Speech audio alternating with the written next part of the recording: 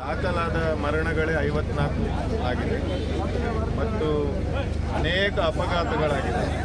ಅದರಲ್ಲಿ ಒಂದು 10% ಅಪಘಾತಗಳು ಮಾಧ್ಯಮದಲ್ಲಿ ಬರ್ಬೋದು ಬಿಟ್ಟರೆ, ನಾನೇ ಬೇರೆ ಬೇರೆ ಕಾಲಘಟ್ಟದಲ್ಲಿ ನನ್ನದೇ ಕಾರಿನಲ್ಲಿ ಒಂದು 20-25 ಜನರನ್ನು ಬೇರೆ ಬೇರೆ ವಿವಿಧ ರೀತಿಯ ಅಪಘಾತಕ್ಕೀಡಾಗದವರನ್ನು ಆಸ್ಪತ್ರೆಗೆ ಕರ್ಕೊಂಡೋಗಿದ್ದೆ. ಅದೇ ರೀತಿ ನಿನ್ನೆ ನಿತ್ಯಾನಂದ ಒಳಕಾಡು ಹೇಳ್ತಿದ್ರು, ತುಂಬ ತಲೆ ಹೊಡೆದದು, ಕೈಕಾಲು ಮುರಿದದೆಲ್ಲ ಇಟ್ಕೊಂಡು ಹೋಗುವಾಗ ನನಗೆ ಹೊಟ್ಟೆ ಉರಿತಿತ್ತು ಅಂತ ಒಂದು ಕಡೆ ಹೇಳಿದರು ಅವರು. ಇಷ್ಟೆಲ್ಲ ಆದರೂ ಕೂಡ ಸರ್ಕಾರ ಕಿವುಡಾಗಿದೆ, ಕುರುಡಾಗಿದೆ, ಅಗತ್ಯವೇ ಇಲ್ಲದಾಗೆ ಸಂಸದರು ವರ್ತಿಸ್ತಾ ಇದ್ದಾರೆ. ಶೋಭಾ ಕರಂದ್ಲಾಜೆ ಅವರು ಕಾರಣವನ್ನು ಹೇಳದೆ ಈ ಕ್ಷೇತ್ರ ಬಿಟ್ಟು ಅವ್ರು ಏನಾದರೂ ಒಳ್ಳೆ ಕೆಲಸ ಮಾಡಿದ್ದಿದ್ರೆ ಮತ್ತೆ ಸ್ಪರ್ಧೆ ಮಾಡಬೇಕಿತ್ತು. ಯಾವ ಕಾರಣವನ್ನು ಹೇಳದೆ ಕ್ಷೇತ್ರ ಬಿಟ್ಟು ಹೋದರು. ಈಗ ಶ್ರೀನಿವಾಸ್ ಪೂಜಾರು ಅದೇ ಮಾರ್ಗದಲ್ಲಿ ನಡೀತಾ ಇದ್ದಾರೆ. ಕಪ್ಪು ಪಟ್ಟಿಗೆ ಹಾಕುದಂತೆ, ಮುಚ್ಚಳಿಕೆ ಬರೆಯದಂತೆ, ಇಲ್ಲ ರಿಸಲ್ಟ್ ಇಲ್ಲ, ಏನು ಪ್ರಗತಿ ಇಲ್ಲ. ಅಲ್ಲಿ ಹೇಗಿದೆ ಹಾಗೆ ಇದೆ. ನಾವೆಲ್ಲ ಪ್ರತಿಭಟನೆ ಮಾಡಿದರೆ ಕಾಂಗ್ರೆಸ್ನ ಪ್ರಾಯೋಜಿತ, ಕಾಂಗ್ರೆಸ್ ಹೇಳ್ತಾರೆ. ಅಂದರೆ ಯಾರೇ ಮಾಡಿರಲಿ, ಅದು ಯಾಕೆ ಮಾಡ್ತಾ ಇದ್ದಾರೆ, ರಿಸಲ್ಟ್ ಮಾತಾಡಬೇಕಲ್ಲ ಅವರು. ಇದು ಕಾಂಗ್ರೆಸ್ ಬ್ಯಾನರಲ್ಲಿ ನಡೀತಾ ಇಲ್ಲ. 90% ಜನ ಕಾಂಗ್ರೆಸ್ ಕಾರ್ಯಕರ್ತರು, ಕಾಂಗ್ರೆಸ್ ನಾಯಕರು ನಮ್ಮ ಬೆನ್ನ ಹಿಂದೆ ಇದ್ದಾರೆ. ಅದರ ಅರ್ಥ ಇದು ರಾಜಕೀಯಕ್ಕೋಸ್ಕರನೇ ಮಾಡ್ತಾ ಇದ್ದೇವೆ ಅಂತ. ಕಾಂಗ್ರೆಸ್ ಪಕ್ಷದಿಂದ ಮಾಡಿದರೆ ಬೇರೆ ಬೇರೆ ಸಂಘಟನೆಗಳು, ವಿದ್ಯಾರ್ಥಿ ಸಂಘಟನೆಗಳಿಗೆ ಮುಜುಗರ ಆಗ್ತದೆ ರಾಜಕೀಯ ಪಕ್ಷದ ಒಂದು ಕಾರ್ಯಕ್ರಮದಲ್ಲಿ ಭಾಗವಹಿಸಲಿಕ್ಕೆ. ಹಾಗಾಗಿ ನಾವು ಕಾಂಗ್ರೆಸ್ಸಿಗರೇ, ಅದರಲ್ಲೇನು ಅನುಮಾನ ಇಲ್ಲ. ಆದರೆ ರಾಜಕೀಯ ಉದ್ದೇಶಕ್ಕೆ ಇದನ್ನು ಮಾಡ್ತಾ ಇಲ್ಲ. ನಾವು ಸರ್ಕಾರಕ್ಕೆ ಆಕ್ರೋಶ ವ್ಯಕ್ತಪಡಿಸಬೇಕು. ಇದು ಪ್ರಜಾಪ್ರಭುತ್ವ. ನಾವು ಹೋಗಿ ತಲೆ ಹೊಡೆಯೋದು, ಕೈ ಹೊಡೆಯೋದು, ಕಲ್ಲು ಬಿಸಾಡೋದಿಲ್ಲ ಅಂಥ ಸಂಸ್ಕೃತಿಯವರಲ್ಲ ನಾವು. ಕಾಂಗ್ರೆಸ್ನವರು ಕೂಡ ನಾವು ಅಂಥವರಲ್ಲ. ಆಕ್ರೋಶವನ್ನು ವ್ಯಕ್ತಪಡಿಸಲಿಕ್ಕೆ ಏನು ಮಾಡಲಿಕ್ಕಾಗ್ತದೆ, ನಮ್ಮ ತಲೆ ಬೋಳಿಸ್ಕೊಳ್ಳೋದು ಅಷ್ಟೇ ಬಿಟ್ಟರೆ ಬಿಸಿ ಮುಟ್ತದ ನೋಡು. ಅಟ್ಲೀಸ್ಟ್ ಕಳೆದ 10 ದಿನ ನಾವು ಈ ಥರ ಬ್ಯಾನರ್ ಹಾಕಿ ಸಾಮಾಜಿಕ ಜಾಲತಾಣದಲ್ಲಿ ಏಪ್ರಿಲ್ ಫೂಲ್ ಹೇಳಿದ್ದಕ್ಕೆ ಶ್ರೀನಿವಾಸ್ ಪೂಜಾರಿ ಆದಿತ್ಯವಾರ ಓಡಿ ಬಂದರು. ಸರ್ಕಾರಿ ರಜೆ ಇರುವ ದಿನ ಅವರು ಬಂದು ನಿನ್ನೆ ಸ್ಥಳ ಪರಿಶೀಲನೆ ಮಾಡಿ 10-15 ಸಲ ಹೇಳಿದರು. 9 ತಿಂಗಳಾಯ್ತು ನಾನು ಬಂದು, 9 ತಿಂಗಳಾಯ್ತು ಹೇಳಿ. ನಾನು ನಿನ್ನೆ ಕೇಳಿದೆ, 9 ತಿಂಗಳಾದ್ಮೇಲೆ ಡೆಲಿವರಿ ಆಗ್ತದೆ. ಡೆಲಿವರಿ ಇನ್ನೂ ಆಗಲಿಲ್ಲ ಅಂದರೆ ರಿಸಲ್ಟ್ ಬರಲಿಲ್ಲ. ಇವರು 9 ತಿಂಗಳಾಯಿತು, ಅಂದರೆ ಈಸ್ ಶೋಯಿಂಗ್ ಈಸ್ ಹೆಲ್ಪ್ಲೆಸ್ನೆಸ್. ಅವರಿಗೆ ಅಸಹಾಯಕತೆ ಇದೆಯನ್ನು ಅವರು ಬಾಯಿ ಬಿಟ್ಟು ಹೇಳ್ತಾ ಇದ್ದಾರೆ. ನಾನು 9 ಸಲ ಬಂದೆ, ನಾನು ಅಧಿಕಾರಿಗಳನ್ನು ಕರೆಸಿ, ಅವ್ರು ರಾಜೀನಾಮೆ ಕೊಡಲಿ ಅಲ್ವಾ. ನಮ್ಮಲ್ಲೂ ಬೇಕಾದಷ್ಟು ದೊಡ್ಡ ದೊಡ್ಡ ನಾಯಕರಿದ್ದಾರೆ, ಇನ್ನೊಂದು ಚುನಾವಣೆ ಹೋಗೋಣ. ಆಗೋದಿಲ್ಲ. ಆದರೆ ಈ ಥರ ಜನ ಸಾಯ್ತಾ ಇರುವಾಗ ಅವರಿಗೆ ಸ್ವಲ್ಪವೂ ಒಂದು ಮಾನವೀಯತೆ ಇಲ್ಲ. ಅವರು ಅಭಿವೃದ್ಧಿ ಪರ ಮಾತಾಡೋದಿಲ್ಲ. ಹಿಂದುತ್ವ ಹೇಳ್ತಾರೆ. ಎಷ್ಟೋ ಹಿಂದೂಗಳು ಸತ್ತಿದ್ದಾರೆ. ಇದು ಯಾವುದೇ, ಇದು ಜಾತ್ಯತೀತ ಇದು ಅಪಘಾತವಲ್ಲ. ಇಲ್ಲಿ ಅಪಘಾತ ಆಗುವಾಗ, ಸಾವು ನೋವು ಜಾತಿ ನೋಡಿ ಆಗೋದಿಲ್ಲ. ಹಾಗಾಗಿ ಇವತ್ತು ನಾವು ಒಂದು ಸಾಂಕೇತಿಕ ಈ ಬಿಸಿಲಿನಲ್ಲಿ ನಮಗೆ, ಅಂದರೆ ಏಪ್ರಿಲ್ ಫೂಲನ್ನು ಬೇರೆ ದಿನ ಮಳೆಗಾಲದಲ್ಲಿ ಮಾಡಲಿಕ್ಕೆ ಆಗೋದಿಲ್ಲ. ಶಾಲೆ ಕಾಲೇಜುಗಳಿಗೂ ರಜೆ ಕೂಡ ಇದೆ. ಇದು ಸಾಂಕೇತಿಕವಾಗಿ ಒಂದು 100 ಜನ ಸೇರಿ ಇಲ್ಲಿಂದ ಅಲ್ಲಿ ತನಕ ಹೋಗಿ ಅಲ್ಲಿ ಒಂದು 5 ನಿಮಿಷದ ಅಣಕು ಪ್ರದರ್ಶನ ಇದೆ. ಅದನ್ನು ಇಲ್ಲಿ ಹೇಳಲಿಕ್ಕೆ ಆಗೋದಿಲ್ಲ. ತಾವೆಲ್ಲ ಅಲ್ಲಿಯೂ ಬರಬೇಕು. ಆ ಪ್ರದರ್ಶನವನ್ನು ಕೂಡ ಶ್ರೀನಿವಾಸ್ ಪೂಜಾರಿ ಮತ್ತು ಕೇಂದ್ರ ಸರ್ಕಾರ, ಹೆದ್ದಾರಿ ಇಲಾಖೆ, ಹೆದ್ದಾರಿ ಮಂತ್ರಿ, ರೈಲ್ವೆ ಮಂತ್ರಿಗಳಿಗೆ ತಲುಪುವ ಹಾಗೆ ತಾವು ಉಡುಪಿಯ ಮಾಧ್ಯಮದವರು ಹಿಂದೆಯೂ ಮಾಡಿದ್ದೀರಿ, ಇದನ್ನು ಕೂಡ ಮಾಡ್ತೀರಿ. ಕಳೆದ 11 ವರ್ಷಗಳಲ್ಲಿ ಆಗುಂಬೆ ಆಗಿ ಉಳಿದಿದೆ. ಚಾರ್ಮಾಡಿ ಇನ್ನೂ ಕೂಡ ಪೂರ್ತಿ ಆಗಲಿಲ್ಲ. ಶಿರಾಡಿ ಅಂತೂ ಇನ್ನೂ ಕೂಡ ಪೂರ್ತಿ ಆಗಲಿಲ್ಲ. ನಮ್ಮ ಜಿಲ್ಲೆಗೆ ಬರುವಂಥ ಎಲ್ಲ ಸಂಪರ್ಕಗಳನ್ನು ಕೂಡ ಇವತ್ತು ಮಟ್ಟ ಹಾಕುವಂಥ ಕೆಲಸ ಕಾರ್ಯಕ್ಕೆ ಬಿಜೆಪಿ ಪಕ್ಷ ಚಾಲನೆ ಕೊಟ್ಟಿದೆ ಅಂತ ಹೇಳಿದ್ರೆ ತಪ್ಪಾಗಲಿಕ್ಕಿಲ್ಲ. ಇಲ್ಲಿ ಒಂದು ರೀತಿಯ ಅಶಾಂತಿಯ ವಾತಾವರಣವನ್ನು ನಿರ್ಮಾಣ ಮಾಡಿ ಇಲ್ಲಿಯ ಅಭಿವೃದ್ಧಿಯನ್ನು ಕುಟಿತಗೊಳಿಸಿಕೊಳ್ಬೇಕು. ಇವತ್ತು ತಮಗೆ ಮತ ಗಿಟ್ಟಿಸುವಂತ ರೀತಿಯ ಭಾವನಾತ್ಮಕವಂತ ವಿಚಾರದೆಡೆಯಲ್ಲಿ ಅಭಿವೃದ್ಧಿಗೆ ಇಲ್ಲಿ ದಾರಿ ಇಲ್ಲ ಅನ್ನೋದನ್ನು ತೋರಿಸಿಕೊಡ್ಬೇಕು ಅಂತೇಳಿ ಕಳೆದ 11 ವರ್ಷಗಳಿಂದ ಬಿಜೆಪಿಯವರು ಅದನ್ನು ಸಾಧಿಸಿ ತೋರಿಸಿದ್ದಾರೆ. ಈ ರಸ್ತೆ ಮಣಿಪಾಲಕ್ಕೆ ಹೋಗುವಂಥ ರಸ್ತೆ. 1 ಲಕ್ಷ ಜನ ಇವತ್ತು ವಿದ್ಯಾರ್ಥಿಗಳು, ಉದ್ಯೋಗಪತಿಗಳು ಎಲ್ಲರೂ ಕೂಡ ಇವತ್ತು ಸಂಪರ್ಕ ಇರುವಂಥ ಒಂದು ರಸ್ತೆ. 8 ವರ್ಷಗಳಾಯಿತು. 8 ವರ್ಷಗಳಲ್ಲಿ ಅದು ಇಲ್ಲಿ ಮಾತ್ರ ಅಲ್ಲ, ನಮ್ಮ ಇಲ್ಲಿ ಕೂಡ ಮಂಗಳೂರಲ್ಲಿ ಕೂಡ ಪಡೀಲ್ನಲ್ಲಿ ಇವತ್ತು ಆ ಪ್ರದೇಶದಲ್ಲಿ ಆ ಒಂದು ಸೇತುವೆ ನಿರ್ಮಾಣ ಮಾಡುವಂಥ ಸ್ಥಳದಲ್ಲಿ ಕೂಡ ಕಡೆಗೆ ಅದಕ್ಕೆ ನಳಿನಿ ಕುಮಾರ್ ಅವರ ಹೆಸರನ್ನೇ ಇಡುವಂತ ಪ್ರಮೇಯ ಕೂಡ ಬಂತು ಇವತ್ತು ಪಂಪ್ವೆಲಲ್ಲಿ. ಅದೇ ರೀತಿಯಾಗಿ ಇವತ್ತು ಶೋಭಾ ಕರಂದ್ಲಾಜೆ ಅವರು ಅನೇಕ ಕೊಡುಗೆಗಳನ್ನು ಕೊಟ್ಟಿದ್ದಾರೆ. ಅವರಿಗೆ ಮತ ಕೊಟ್ಟಂತ, ಅವರಿಗೆ ಇವತ್ತು ಚುನಾವಣೆಯಲ್ಲಿ ಕೆಲಸ ಕಾರ್ಯ ಮಾಡಿದಂತ ಮುಖಂಡರುಗಳು ಮಲ್ಪೆಯ ಎಲ್ಲ ಒಟ್ಟು ಸೇರಿ ನೀವು ಏನನ್ನ ಸಾಧಿಸಿದ್ದೀವಿ ಅನ್ನುವಂಥ ರೀತಿಯಲ್ಲಿ ಪ್ರಶ್ನೆ ಕೇಳುವಂತ ಒಂದು ವಾತಾವರಣ ಬಂತು.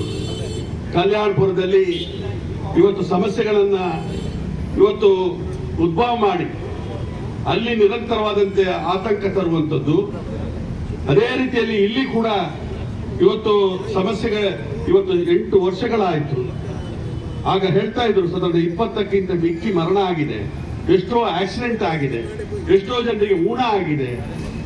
ಇಲ್ಲಿ ಪಾಪ ಸಾರ್ವಜನಿಕರಿಗೆ ಮಾತ್ರ ಅಲ್ಲ, ಪೊಲೀಸ್ ಇಲಾಖೆಯವರಿಗೆ ಕೂಡ ಮರಣ ಆದಾಗ, ಊನ ಆದಾಗ, ಆಕ್ಸಿಡೆಂಟ್ ಆದಾಗ ಇಲ್ಲಿ ಸಂಪರ್ಕ ವ್ಯವಸ್ಥೆ ಬೀರುವಂತ ಒಂದು ಅವರಿಗೂ ಒಂದು ಸಮಸ್ಯೆ ಆಗಿ, ದೊಡ್ಡ ಸಮಸ್ಯೆ ಆಗಿ ಪರಿಣಾಮ ಆಗಿದೆ.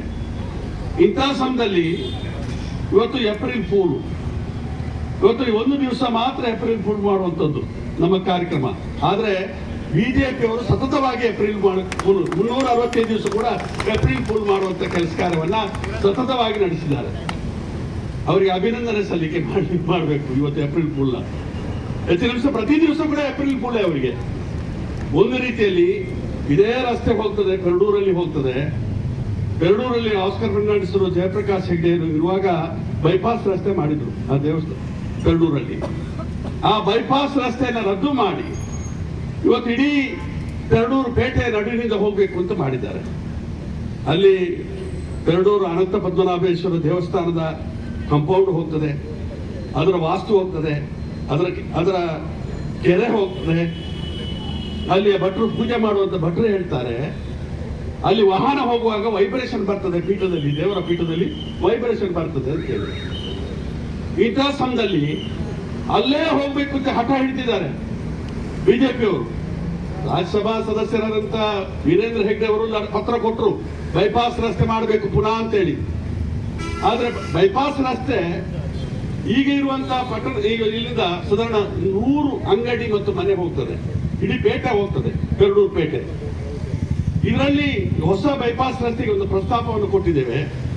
ಅದರಲ್ಲಿ ಇವತ್ತು ಬರೇ ದೇವಸ್ಥಾನದ ಜಾಗ ಮತ್ತೆ 2 ಜನರದ್ದು ಒಪ್ಪಿಗೆಯನ್ನು ಕೂಡ ಕೊಟ್ಟಿದ್ದಾರೆ. 50% ಕಡಿಮೆ ವೆಚ್ಚದಲ್ಲಿ ರಸ್ತೆ ಆಗ್ತದೆ, ಬೈಪಾಸ್ ರಸ್ತೆ ಆಗ್ತದೆ. ಇಂತಹ ಸಮಯದಲ್ಲಿ ಹಠ ಹಿಡಿದು ಇವತ್ತೇನು ಅನಂತ ಪದ್ಮನಾಭೇಶ್ವರ ದೇವಸ್ಥಾನದ ಮುಖಮಂಟಪ ಇವತ್ತು ಬೀಳ್ಲಿಕ್ಕೆ ತಯಾರಾಗಿದೆ.